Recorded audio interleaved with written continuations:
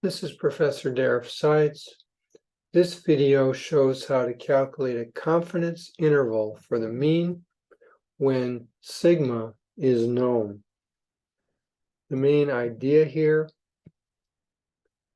is to find a margin of error and then to use x bar, the sample mean, as a point estimate for the population mean mu, and then the confidence interval is x bar minus e on the left, and on the right, endpoint of the confidence interval is x bar plus e.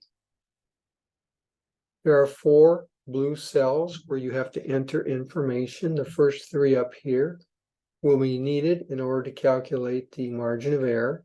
First, the level of confidence, 95% in this example, entered as a decimal.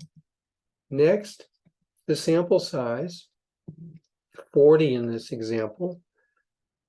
The distribution, in order to do this procedure, either must be normal or the sample size has to be greater than or equal to 30. We have 40 here. It meets the criteria of sufficient sample size. We're dealing with the case where sigma, the population standard deviation, is known. It's 53 in this example. The level of significance is the complement of the level of confidence. It's the area in the 2 tails. And then the margin of error, we use Microsoft Excel's confidence.norm function to calculate the margin of error. And it takes B5, which is the level of significance, and B3, which is the population standard deviation, and B2, the sample size, and gives us the margin of error.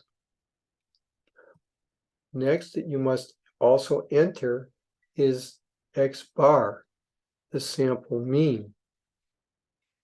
And then the left endpoint is simply B8, which is x bar minus e, is what it shows here, and the right endpoint is x bar plus e. And these endpoints of this confidence interval, they've been rounded in the formatting in this spreadsheet to 5 positions of precision.